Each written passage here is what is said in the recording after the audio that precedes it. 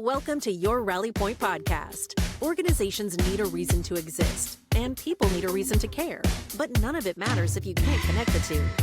This podcast is where nonprofits, advocacy groups, and mission-driven organizations discover their rallying point. It is your go-to resource for mobilizing support, building authentic connections, and driving real results. So grab your coffee, get comfortable, and let's rally together to create the impact you're meant to make. This is your Rally Point podcast, brought to you by rallycorp.com.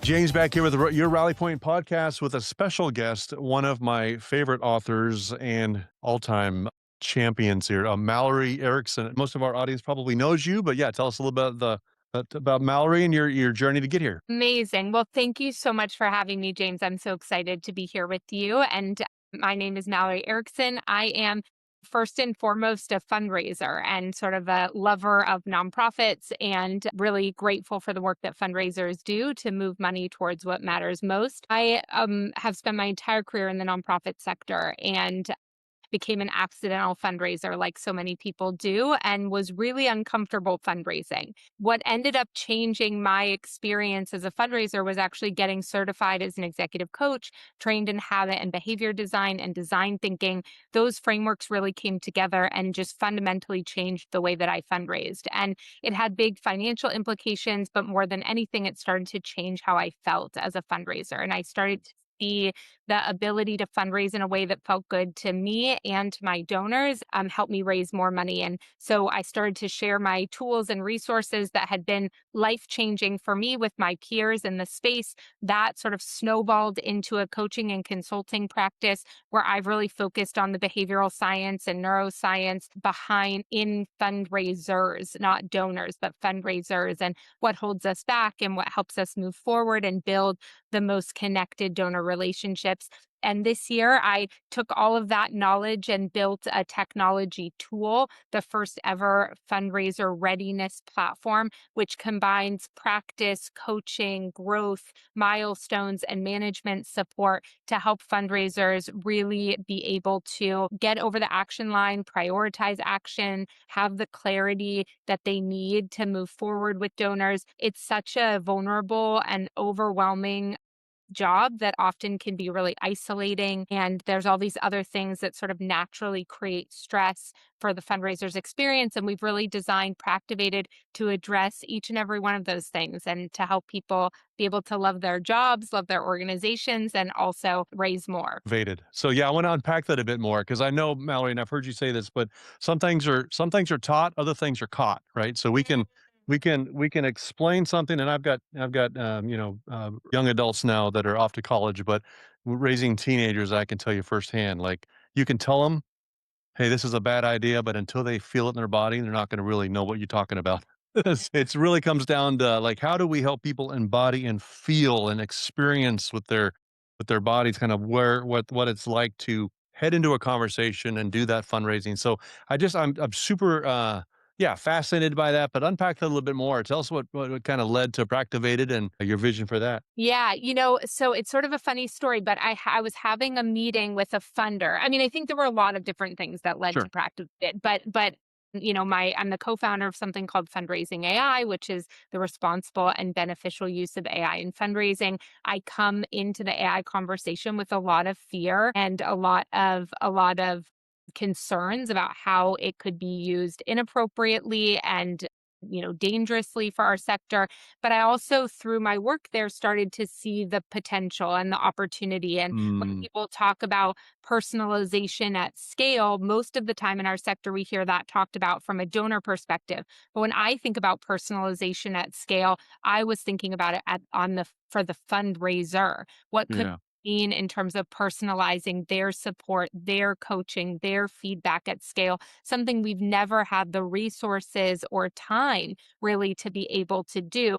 And then I had a call with a funder. He used to run a big foundation, and he said something to me on the call, basically like saying, I have all these meetings with fundraisers and I'll tell them, I want to partner with you, but I want to talk more about X, Y, and Z. And the fundraiser doesn't listen to me, and they are trying to overcome my objections. And he was telling me basically that the fundraisers just weren't listening to him in a way that felt really collaborative. And I actually Mm. heard this about 3 different times in a short period of time from funders. And in all those conversations, I said to them, I said, look, totally, that sounds really frustrating and a very hard experience to be on the other side of that. I also just want you to know that the reason that's happening is because the fundraiser is so stressed. They feel so close to securing something that's so meaningful, so important to them. And it's true, when we are in a stress state, we lose our cognitive function and our skills, our listening skills, our creativity, our collaboration. That's just how the body works and how the brain works. And so, I got off this call with this last person in the sequence who had said this, and I said, he had made a comment about, oh, you should create an environment where fundraisers can be donors and experience Yeah. AI to experience what donors experience. And I got off the call and I said, no, not that, but the opposite. I was like, I could create an environment where fundraisers get to practice these conversations in a safe way, get So real critical. feedback, build their nervous system resilience, say the thing out loud for the first time without high stakes, get supported, get coaching, get feedback, so that when they are in the moments that matter the most, they can hear what the funder's saying. They can collaborate. They can be open. They cannot be like in that tunnel vision stress state of like, where we actually lose so many gifts, and we actually really lose so many transformational gifts, because Yeah. in that moment our stress makes us more transactional. We take the $50,000 gift maybe, and instead of, there's an opportunity for a $500,000 gift there. We know it. Our wealth screening data tells us so, our Yeah. affinities. But we're like, no, no, no, I don't think so. I think, like, this $50,000 gift is the gift, but that's our stress. Yeah. Stress and fear are so tricky. They can sound like loyalty and compassion and strategic and all of those things. And it's not until we can handle those moments differently and have more clarity and support on them that we actually see and connect with donors in a totally different way. Yeah. And it's almost like if we would slow down, it sounds like you're saying if you could slow down and just be able to repeat back what you just heard and let the other person fill the void of silence. It's just Mhm. that being comfortable in a setting that feels more familiar. A fundraiser that's been doing it, I would think, for 10, 15, 20 years in these bigger conversations may experience that different than someone maybe in year 2 or 3, right? So how does Practivate solve for that? Like, what is that? What does the tool do exactly that helps us slow things down and feel in those moments, stay more present? Yeah. So there are a few primary. There's basically 2 primary features that then we allow people to move through and work through in a number of different ways. So there's on-demand coaching with Tivi. You can go into our platform. That's our AI coach inside the platform, trained in all of the research-backed fundraising strategy. You can go into the platform at any point, have a conversation with Tivi about any fundraising challenge that you have. We see it used a lot for strategizing around particular conversations. I have a donor who's historically done this. I'm trying to help him see the vision and potential for X, or I want them to come in as a matching donor for X campaign. What's the strategy? What's the positioning around that? Sometimes it's help me write the email that somebody's going to actually Okay. respond to. I'm getting ghosted, right? So you can go in, you can talk to Tivi about anything. You can have bigger strategy conversations. Help me think through a monthly giving program for my organization. Tivi, she can give you feedback on a sponsorship deck, anything you could need. It is your on-demand fundraising coach inside the platform. Then we have the ability for you to practice donor conversations. You can do those through our scenario library, which are really about skill building, and you can do cold call practice scenarios, a donor with budget concerns, unrestricted funding, a thank you call, a donor who's upset about a leadership decision that was recently made.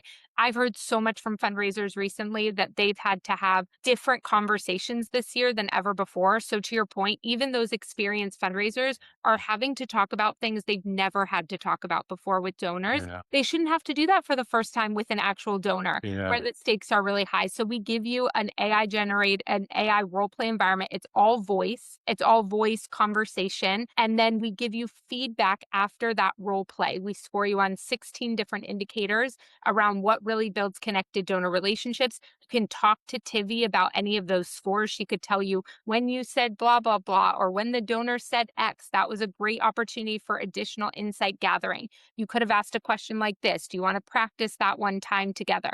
So she'll really focus on building your skills based on the role play that you just had. And then you can continue to refine and improve those skills. We have different ways that you can use these features inside the platform. So we have like a programs feature where you could do campaign readiness or major gift readiness, planned giving, and those that's a combination of scenario practice, coaching with Tivi, all around different milestones and really intentionally growing your skills and readiness, whether it's for exactly a campaign, a particular type of fundraising. Maybe you're moving into transformational giving or legacy giving, Hmm. planned giving for the first time. You want to upskill in that area.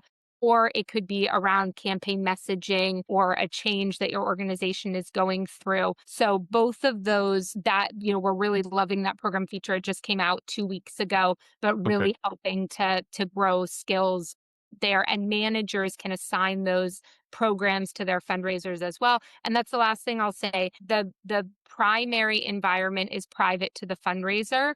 Their transcripts, their specific scores on the scenarios, that's private to the fundraiser. But at the manager level, we do give high level insights into how their fundraisers are doing, what skills and indicators are they doing the best in, where could they use the most support. So for managers, we're seeing a tremendous amount of engagement and support on the manager's side to really strengthen their one-on-ones, Hmm. their team meetings. They just don't feel like they're flying blind in the same way. And because that now they have all these leading indicators and they're more able to support their fundraisers in the limited amount of time that they Yeah. have. So it sounds like it's a safe environment for people to experiment and to try, no matter whether they're newer to fundraising or they've established with newer challenges, right?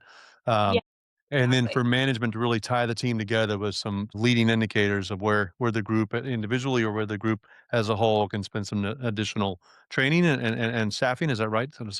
Yeah, exactly. I mean, so many fundraising managers also manage their own portfolios, right? So they're constantly between, I sort of help this fundraiser prep for these meetings, right? Prep for my own meetings, right? Sure. So we want to really like elongate their support. And we have ways to customize to these feedback that can be organization specific to make sure that we're really reinforcing the same things that Yeah. their manager would be reinforcing. So yeah, we are a friend to managers and fundraisers alike. Yeah. Well, I had a coach tell me years ago, Mallory, that practice does not make perfect. Perfect practice makes perfect. And it's really about hitting the ball right. Because you can go rent a club and go down and hit the, golf ball or whatever around the field. But if you don't get the form right, you're just imprinting that bad behavior. And so often, I think that in the fundraising world, we imprint so much bad behavior because we come in assuming a role of less than. Like we just have this fear that guides us, and we're not our most creative selves. We're not who we don't really shine forward with the love that we have to offer and the capabilities in our creative, more relaxed state. And it's when you feel that that blood pumping, like that fear kind of hits you. And I know we've all felt that. When you get to that place, you're like, wow, this feels very unfamiliar and very unsafe, right? So it Mhm. sounds like you've given people a safe place to experiment, learn, and improve. Phenomenal. Yeah, yeah. I mean, this is the, I've yet to meet a person that say we love in-person role plays. Well, actually, I've met one person who says Yeah. that. Most people say, I really like the ability, like I need more role play Yeah. practice, but I'm really uncomfortable, right? Yeah. And Yeah. exactly to your point, yeah, okay, you could go into, Chat GPT or Claude and practice with their agent, but you could also be practicing all the wrong things, right? Like Exactly. practice alone is not the point. And I Yeah. also don't think the point is not a perfect meeting, right? You're not coming Yeah. out of Practivated with a script. I mean, you could take your transcript that people turn that into a briefing sheet and all that. But the goal is muscle memory. It's like, why does LeBron James practice? Why does Simone Biles practice? Right? LeBron James is a good enough basketball player, right? Few people would say, but every game is different, right? Every situation is different, and you want to practice the plays that might come up, are likely to come up at some point in the game, so that when they do, you have that muscle memory built in. Yeah. No, I love it. That's exactly right. And you can't see your own golf swing. And again, I'm not even a golfer. I don't know why I use so many golf analogies. If anybody quizzes me on this, Mallory, it'll break down. But the reality is you can't see your own swing. It takes someone on the outside looking in. And AI is a phenomenal technology, but it's a learning model, and it's just learning. And are we feeding it the right things to get the right outputs? So the fact Mhm. that you have a closed environment with some oversight means that folks are learning the right way to go about these conversations, and they're leaving, yeah, potentially with a script, but more with an experience of what it looks like to be effective at communications as it pertains to fundraising by fundraising, people, right? Which Mhm. is that's phenomenal. So what do you feel like is some of the challenges that you've seen getting this technology rolled out in organizations? If someone's interested in this, how do they set it up with their leadership to give it a try? Yeah. So, I mean, they could find me on LinkedIn and shoot me a DM. I can give you a link. Folks can book time with me to talk through it. I would say, we have a lot of folks have gotten on board because they've been internal advocates as the frontline fundraiser, wanting it for themselves. We have individual plans that make it really accessible if that's the scenario that you're in. We also are working with incredible enterprise clients across higher ed, healthcare, and large organizations. I think because of the insights that we're able to give, especially in, a federated nonprofit, you can have multiple teams underneath the same organization. So Mhm. we are working with a number of the top 20 charities in the world already. And I think because they've never before been able to support Mhm. their teams on a learning and development plan. So I would say whether you're a manager and you're interested in getting this for your fundraisers, we have an onboarding that really is in, we're committed to making sure that this is sticky with your fundraisers, that we help you work it into workflows.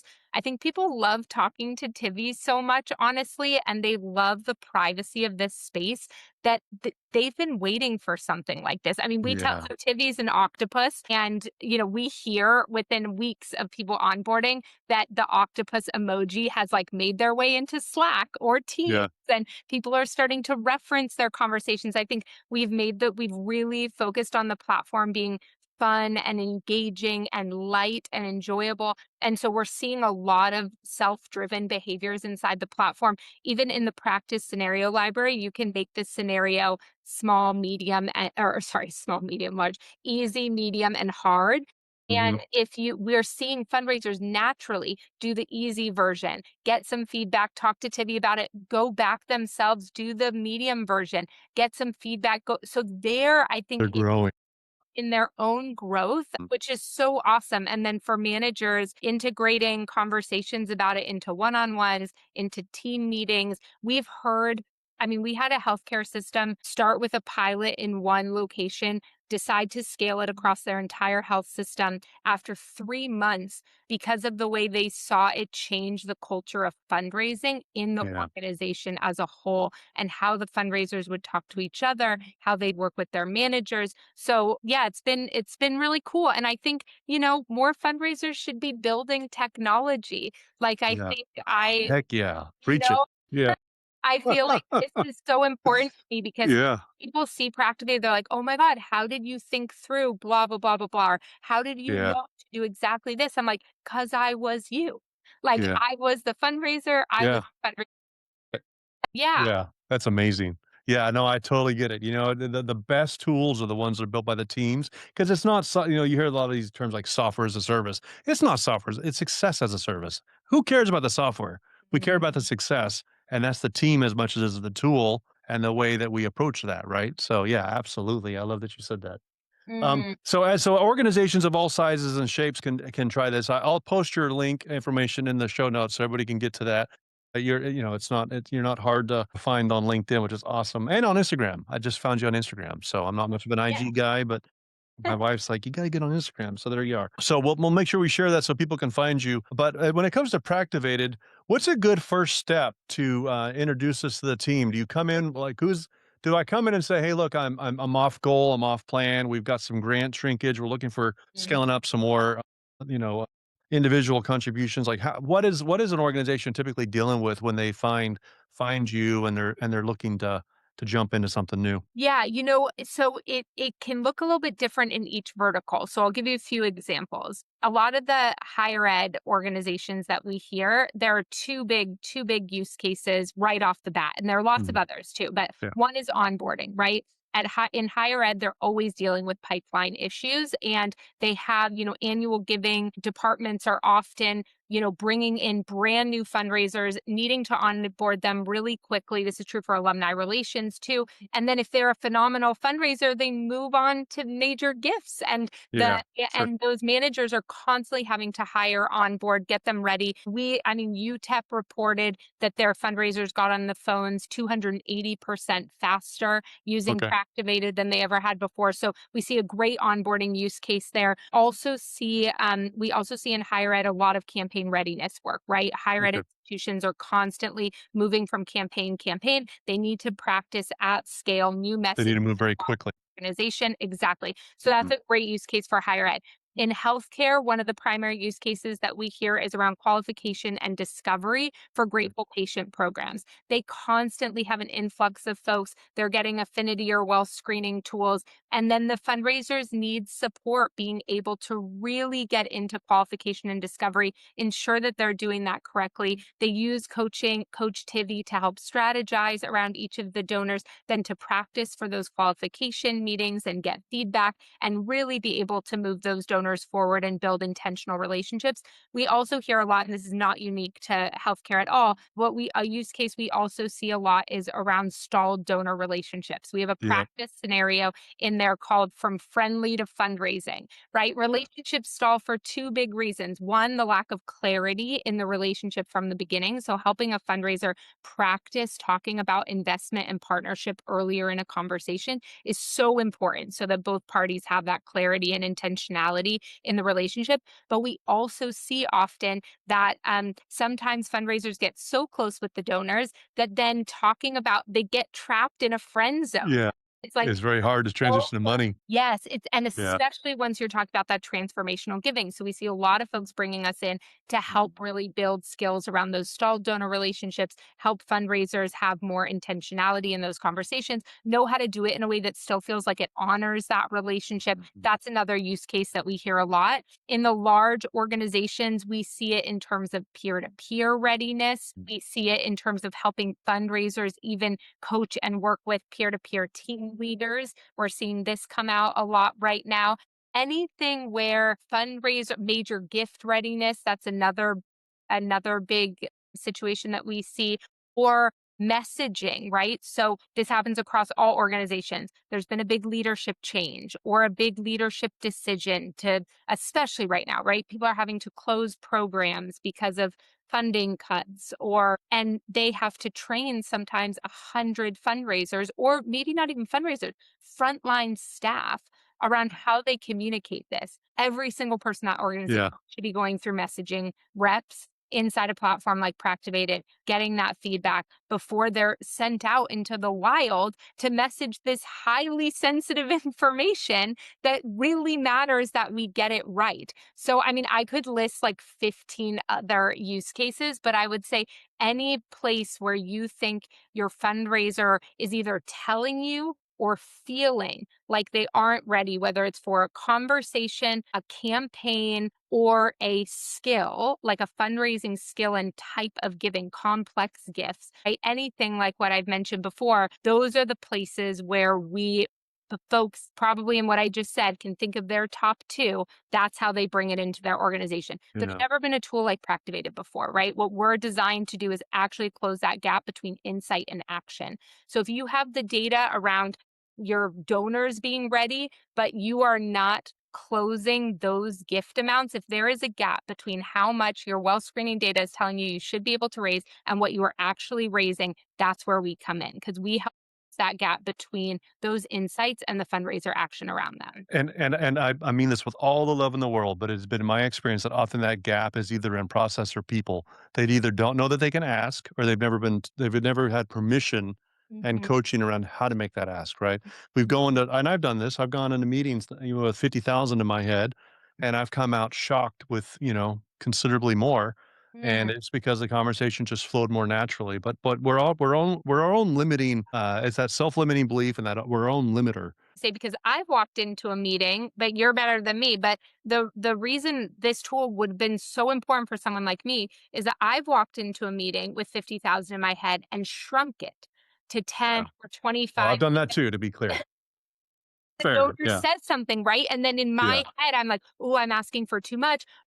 Gonna freak them out. And yeah, it's like that's our fear, right? And so what we want is for people to be able to go through the rep to not do that in the moment, right? mhm, So that it avoids that in the moment to that downsell yeah, that's so fear driven. So yeah, yeah, I mean, I think to really specifically answer your question, if folks have heard a scenario where they're like, oh my God, that's a pain point of ours, or that's challenge, they have a conversation with us and we can show them how they can use the features I mentioned to address that.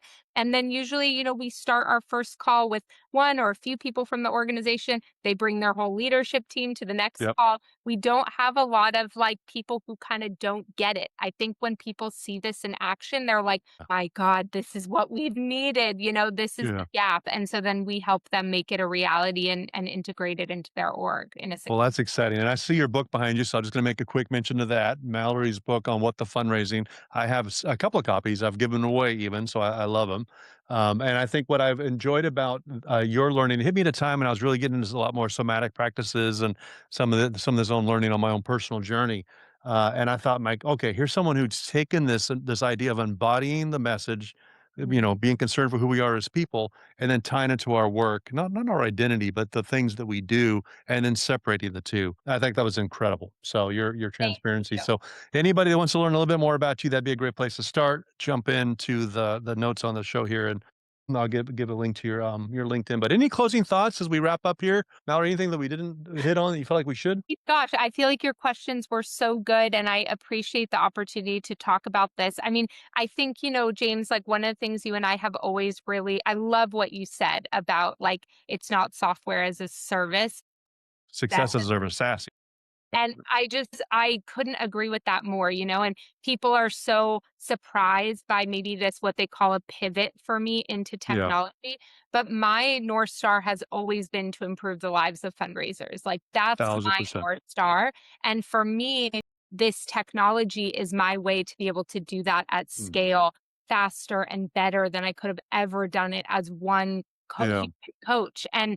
And so I really like live by that, success. That's all I care about. And I think, you're a tech leader like that too. It's like yeah, driven by the outcomes of the organizations that work with you. And that's really, I had somebody recently on a sales call say, well, basically sort of asking me this question as if I'm just trying to sell them the product. And I said to them, I was like, you don't understand. Like, my success is your success. Last thing I want is to sell you this product if you're not going to be successful. Like, not only yeah, is that horrible for me on a business side of things, but why would I ever want to do that? Like, yeah.